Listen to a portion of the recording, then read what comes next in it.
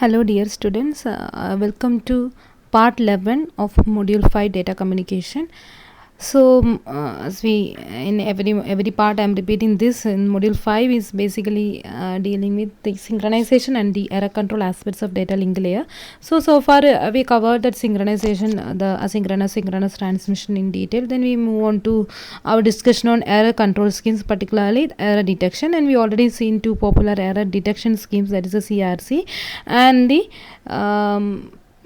of course that parity scheme. And now we move on to the error correction schemes. Okay, so before that, why we have to correct errors? So in during detection, what happened is we are detecting, the receiver is detecting that there is an error, and then the receiver will inform the sender that the data being sent by you is erroneous, so you please retransmit, so that the sender can retransmit the information. So that is a scenario, but in certain cases the retransmission of the information is not so feasible, and that is where we move on to the correction part. But if you are looking at the method used compared to detection, this correction involves a very complex procedure, and definitely the overall time taken for the correction will be much longer compared to the detection algorithm. So if detection and retransmission is feasible for you, then you can go with that.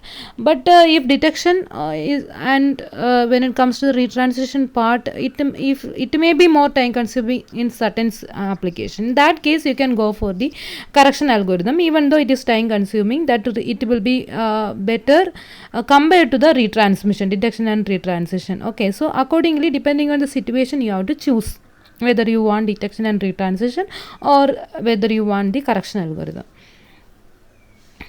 But whether it is detection or correction, 100% accuracy is not ensured in most of the existing systems that we have, that we already seen. And okay, and when it comes to correction, one of the very very popular correction coding technique is actually this Hamming code. Okay, but in your syllabus they are not mentioning this Hamming code particularly, so you just need this correction process in general with a concept called the Hamming distance, and how the correction algorithm is to be formulated, and that is how that is what we will be looking at. And particularly a particular case of this error correction algorithm, that is Hamming code, is not there in your syllabus, so I will not go to that part. Simply we will see the correction process, and we will see in general, when you are coming up with a correction algorithm, what are all the things you have to keep in your mind. Okay, so in that way our discussion will be proceeding. So error correction, first we will start with the question why we have to do this correction, why not detection and retransmission. So error detection is a useful technique, of course, and that is if you are looking at most of the data link layer protocols such as HDLC, Ethernet, and everywhere we are using error detection only, using that CRC most of the cases. And if you look at the transfer layer protocol like TCP and this layer protocol, everything you will see in the higher semester in your computer network. For the time being, I think in the beginning I give you an idea about this TCP and all, just an overview. Okay, if you are looking at the transfer layer protocol like a TCP, that is also using this error detection using a technique called checksum. Okay, so most of the cases, in most of the situations, you can see this detection and retransmission is working fine, but the correction of errors using error detecting code requires a block of data to be retransmitted. Yes, okay, if you want to correct the information using error detection algorithm, you want to retransmit the information, that is the only way. But if you are looking at specifically this wireless application, this is going to be inadequate due to two reasons. First thing, wired application, it is fine, but mainly the problem is coming with the wireless application, that is error detection and retransmission. The bit error rate on wireless link can be quite high compared to wired. In wireless we don't have a gated media, right? Information is simply spread over air, and with this microwave or radio wave, we are just using an antenna and all, we are trying to take the information at the receiver side. And it is a very flexible method, but at the same time it is having lot of issues, like the error rate, if you are looking at compared to wired scheme, the error possibility are very very high in wireless scheme. So as a probability of error is very high, if the error is occurring once in a while, then you can go for detection and correction, retranslation, that is fine. But if error is frequently occurring, that many times the information has to be retransmitted. Again, if the retransmitted information still may face this error, and again it has to be retranslation, and that is not going to be a good scheme. So which would result in a large number of retranslation, and the retransmitted message itself may be error prone, and again retranslation, so like that it will go to a loop. So in some cases, especially if you are looking at the satellite communication and all, the propagation delay is very long compared to the transition time of a single frame. What is transition time? What is the time taken to transmit a single frame? Okay, that is depending on the bandwidth and length of the frame. But propagation time, the actual time taken for the signal to travel from the sender to the receiver. So if you look at satellite communication and all, satellites are located at a very high altitude from sea level. So when it sender is sending some information, they has to reach the satellite, and then from satellite it will be finding the receiver, and the information will be forwarded to the receiver, again the reply receiver to satellite, to then to the sender. So that is you can see that the distance to be traveled for the signal is huge, and accordingly the propagation delay will be very high, right?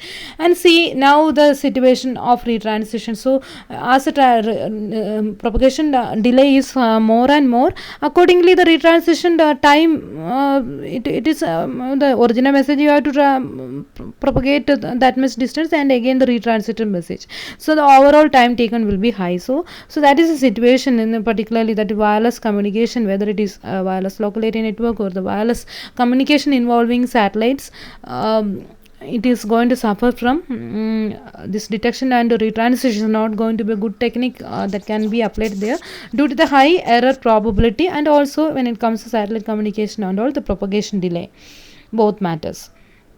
So the common approach to retransmission is to retransmit the frame in error plus all subsequent frames. So that is another issue. If you and for understanding this in detail, you have to see some of the flow control schemes, and also the original information you will be dividing into different smaller frames, and that you will be sending at the receiver.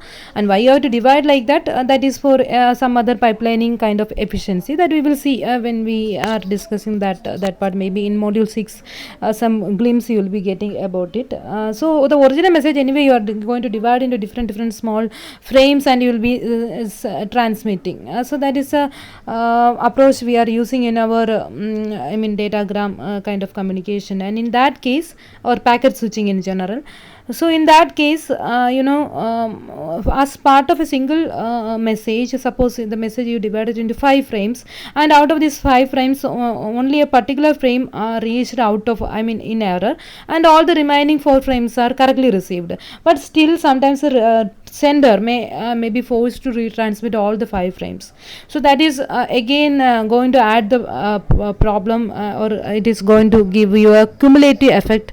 So what is happening is, instead of retransmitting that single frame which for which the error occurred, the sender may be forced to retransmit all the subsequent frames also in a given message, and that is due to some other reason, because if a particular frame is reached out of order or reached in error, it is how the receiver is going to sort the whole information into a single message, and it's given to the higher layer. So what is normally happening is, whenever a particular data packet is reached out of order or erroneous, it will stop at that point. Receiver will stop, and all the subsequent frames will be simply discarded, because it is not ready to reorder the information, and it is not ready to spend time as well as space for the reordering purpose, and it is not ready to wait for the erroneous frame alone. So that is the situation. In such a cases, the receiver will simply discard all the corrected messages also,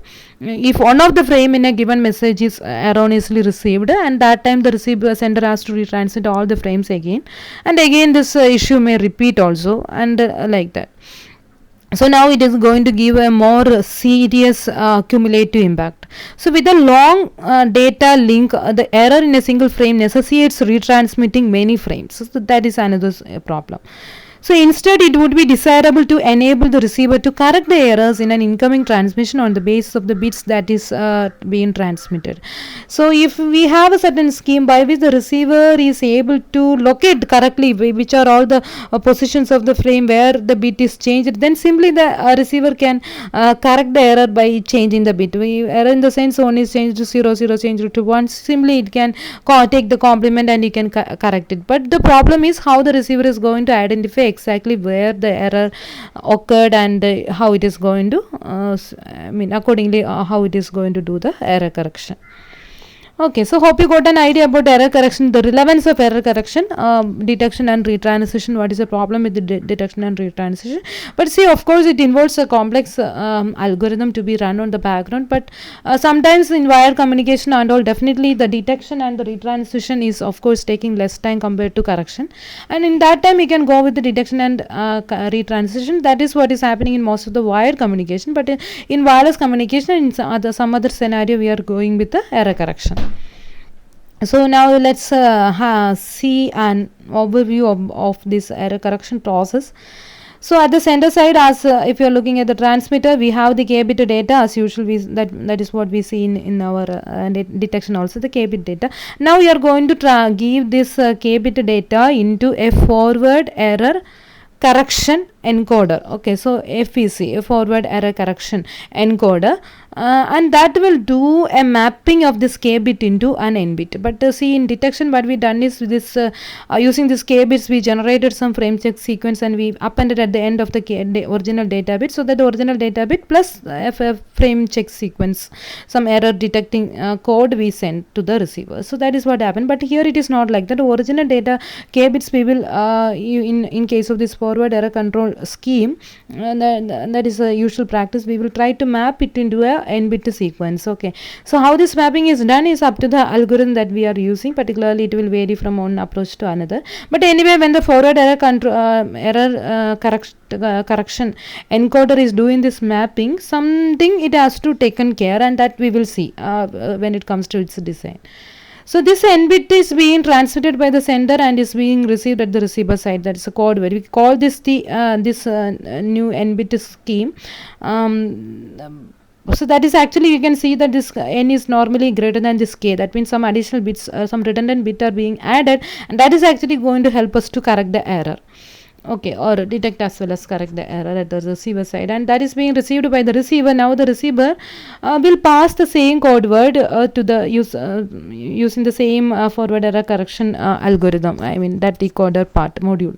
And now the outcome of the decoder FEC decoder is like sometimes it will output like there is no error, and simply it will map the code word back to the data. So the mapping scheme that is done at the sender side will be known to the receiver also. So the reverse process it will do, and it will maybe you can think like a table, like this k bit code and n bit code, like that you are using a table and you are doing this mapping, and similarly say using that table you can generate the data back.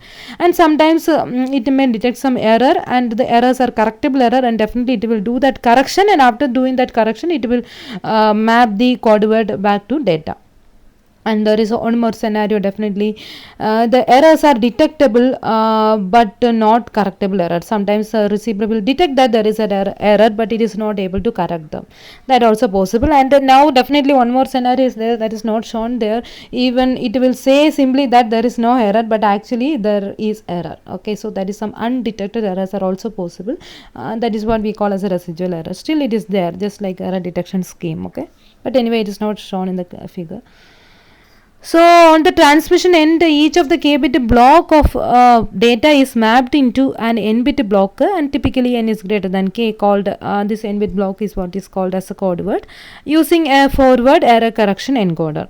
So the code word is then transmitted to the receiver, and during transmission the signal is of course subject to the transition impairments, and which may produce a bit error in the signal. So now at the receiver, the incoming signal is demodulated to produce the bit string that is similar to the original code word but may contain error. So before taking the code word, there is a demodulation phase, because the information is being transmitted as a signal through the media, right? So that signal has to be demodulated back to the original code word. Now it will be passed to the forward error correction encoder block. and this block, in the sense that received code word is passed to through this FEC decoder with one of the four possible outcome. I have three of them are shown in the figure, but one more there, like that is undetectable error. So as you already seen, if there are no bit errors, the input to the FEC decoder is identical to the original code word, and the decoder produces the original data block as output by saying that there is no error. But in this answer, this fourth case may happen, like it is some undetectable error can also happen. So it's actually variation of this. You can't trust this, okay, all the time. For certain error pattern, it is possible for the decoder to detect and correct those errors, then it is fine. Thus, even though the incoming data block differs from the transited code word, the FEC decoder is able to map this block into the original data after performing the correction. Now, for certain error, the decoder can detect, but it can't correct the errors. In this case, the decoder simply reports an undetectable error. Okay, that is also fine. If it can report there is no undetectable error, then it can ask for the sender for the retranslation, as correction is also not possible. Fine.